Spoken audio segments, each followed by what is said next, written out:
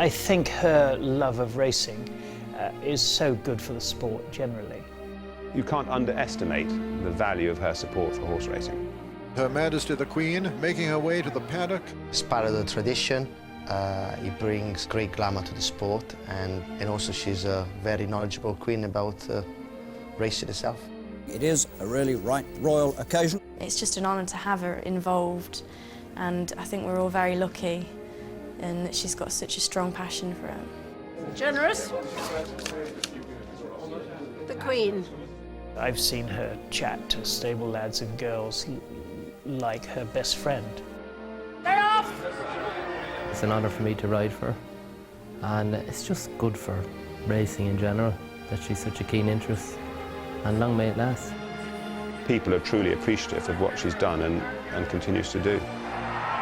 Generous takes it, Generous is the winner. This is the lovely thing about racing, is horses bring us all together. And she of course has been an enormous help in that way, and I think everyone involved in racing is just so grateful that she loves it so much.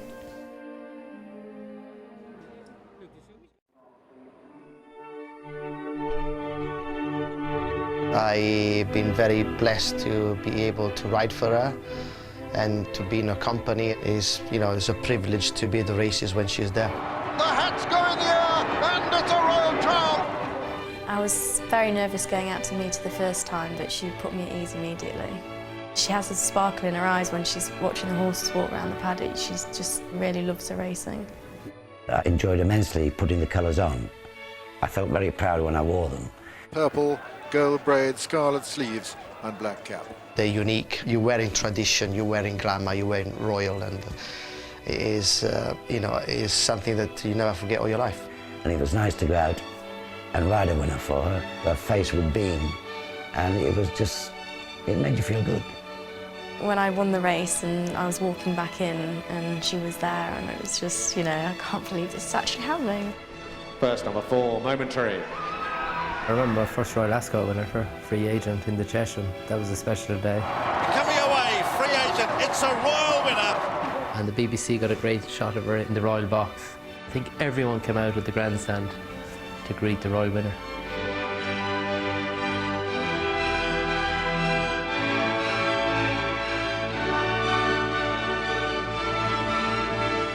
I've been joined by someone who's certainly very qualified to know about the Queen, because Julian Muscat, author and journalist, has written a book called Her Majesty's Pleasure. What inspired you to do that, Julian? Well, John, it's been a long time since a book of this kind has been written. I think the last one was probably done in 1976 from memory, and it's the Jubilee year, and we thought it was about time that the Queen's interest in racing was chronicled again. Did it take you a long time to do this? Yes, it took about 14, 15 months all told, quite a lot of research, quite a lot of interviews, talking to all sorts of people, very helpful with it. And what did you learn yourself? Just exactly how passionate the Queen is and how much she knows. I mean, John Warren, her racing manager, is one of the renowned judges and a great thinker about horses, but every time he speaks to her, he says he learns something new. Yeah. Now, we've got the Derby here this year, we've got a favourite in Camelot, but before we get there, I want you to tell a little story, an anecdote. Oh, and we've got the prices actually. Before we do that, we've got 8 to 13, 5 to 1. What do you fancy, Julian? I think it's a one-horse race. I'm afraid I think Camelot is going to win, and I think he's going to win with a real show of strength. He won the Guineas over a trip that was way too short for him, in my opinion, and I can't see anything else really troubling him here today. Now, back to that anecdote, or a couple of them. What are they, please? Well, the one that I enjoyed particularly was a time when the Queen was watching some jockeys and stable lads ride work, and it all went wrong. There was a kerfuffle, and the lads came back into the room and were using the most industrial language imaginable without the Queen, without knowing them, seeing the Queen was there. And of course, the huge embarrassment when they realised it, because she turned around to them and said, "Don't forget that I've been married to a sailor most of my life." That's very good. But this is the one I like particularly. Go on. Well, yes, it concerns Claire, actually, a young Claire, because it's a little-known fact that she was given her first pony by the Queen. And one day on a stable visit, Claire was holding the pony in line, and the Queen came up and patted it and said to Claire, "Well, this pony must be 24 now." And Claire said, "No, she's 25. And the Queen looked at her and said, "Well, I think you'll find it probably is 24, Claire." "No, it's 25. So that was Claire off to a tee from a very young age, very strident and very committed in her opinion. Well, Julian, thank you very much for your time. Good luck with you. But and Miss Balding arguing with the Queen? Surely not. Honestly, you should have heard what my father said to me afterwards. It really didn't go down. I didn't, I thought I was right. How old were you then? Probably 5 or 6, maybe. You could get away with Only it. little, like my nephews. Yes, there. yeah, well, you get away with it.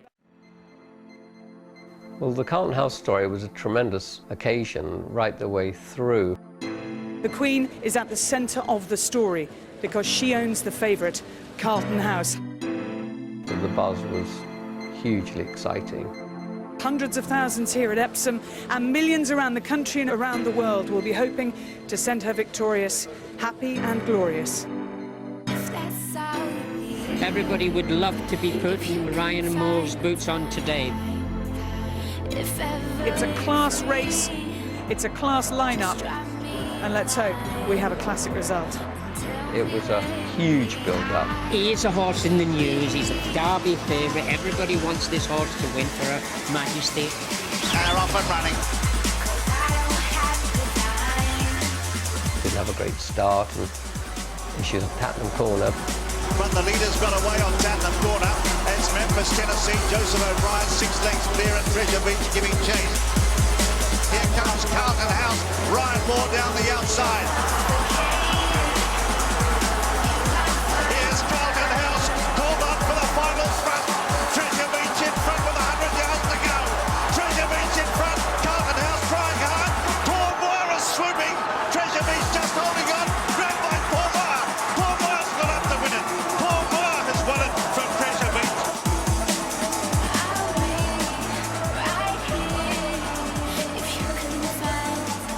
Sadly, the horse finished third and had some issues on the way. He lost his shoe. But that's racing, and the Queen will accept it with tremendous grace, of course, in her way, and steadfastly will continue on to produce more good horses.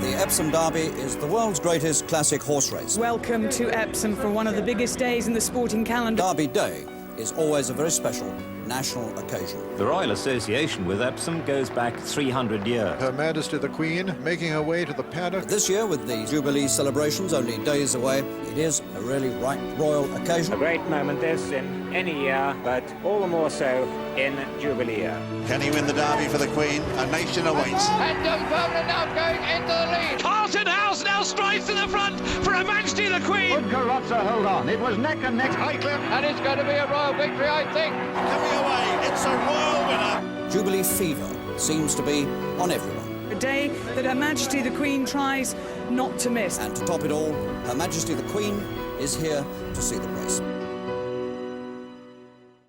Good. Absolutely. And we see the Duke of Edinburgh and Jeannie Carnarvon there on the right, the widow of the late Lord Carnarvon, who for so long was the racing manager to the Queen and great friends as well of the Queen and the Duke of Edinburgh, and the Countess of Carnarvon and Prince Philip looking down on Mick Shannon in the winner's enclosure, the place you want to be on Derby Day. Meanwhile, the royal party have made their way down to the paddock, the Queen making her way into this parade ring, alongside Anthony Kane, the chairman of Epsom Racecourse, and Prince Philip, the Duke of Edinburgh, right behind her. And Her Majesty will have a very close look at these 6 runners in the Coronation Cup, a race that she won herself with Oriel. The year after he finished runner-up in the Derby, he came back here to Epsom and he won the Coronation Cup in the following year. And this is the lineup for the Diamond Jubilee Coronation Cup this year.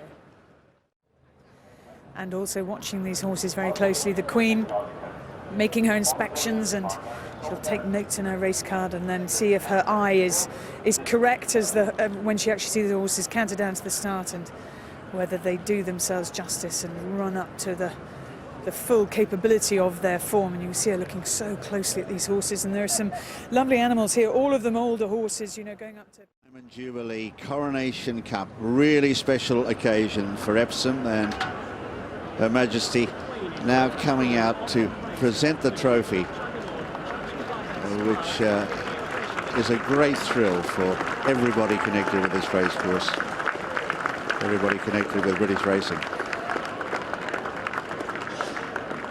I'm outside of the demo. I'm at the side. Go on, Aidan. I'm at the side of the state. Don't bang this camera online. Your Royal Highnesses, my lords, ladies and gentlemen, Her Majesty the Queen has kindly agreed to present the trophy for this renamed Diamond Jubilee Coronation Cup. Group 1 race over the Derby course and distance of 1.5 miles. It's been won in scintillating style for the second year running by St Nicholas Abbey. So please welcome onto the stage here the winning owners, Michael Tabor, Derek Smith, and representing his mother, JP Magna Jr.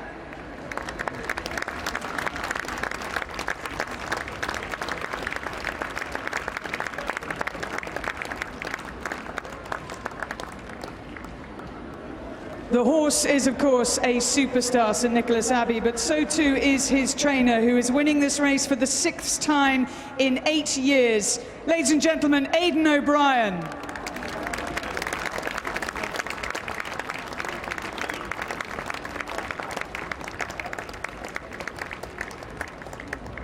And what about the young man on board? He is just 19 years old. He has nerves of steel. He has incredible talent.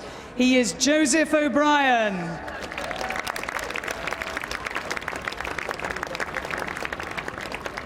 And this, of course, the team that will link up with the odds-on favourite Camelot in the Investec Derby, still to come at 4 o'clock. For now, they celebrate success in the Diamond Jubilee Coronation Cup. Congratulations to the team associated with St Nicholas Abbey, who wins this race for the 2nd year running.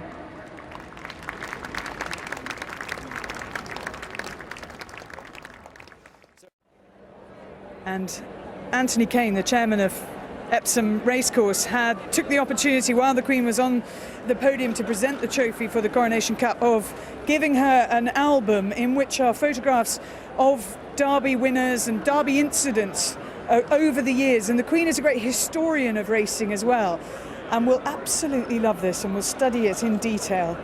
A fabulous gift to mark the Diamond Jubilee. Oh, I suspect Anthony may have to hang on to it and make sure it's delivered later to Windsor Castle or to Buckingham Palace. But the Queen, beaming as she chatted there to Joseph O'Brien and to Aidan as well, and to the owners of St Nicholas Abbey. I mean, a real superstar horse. And great to see him win in such good style. And applause from the assembled crowd around this circular winners' enclosure. This must be our gang, it is indeed.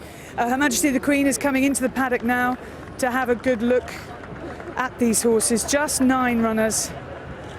Camelot, the odds-on favourite, the one I'm sure the Queen will look at immediately and recognise as she does what a hugely impressive stamp of a horse he is, and so well bred as well. He's by the great stallion Mongeur, who died earlier this year, who's already a female jockey to ride in the Derby after Alex Greaves back in 1996, actually, I think, yeah, the year maybe Sir Percy won it. The Queen with John Moore and her racing advisor, her breeding advisor next to her, and Prince Philip, the Duke of Edinburgh, next to her as well, having a really good look at these, and I'm sure examining the breeding of them as well. And she'll be interested in those that are by Mongeur because of Motivator, her now stallion, who won the Derby here for the Royal Ascot Racing Club. And let's go and find Rishi again. Treasure Beach not beaten far last year. Her Majesty the Queen looking down, and she'll be thrilled actually that this horse, like her horse Motivator, who now stands at the she'll be working out what mares to send to him. To send to Camelot. He's by Mongeur.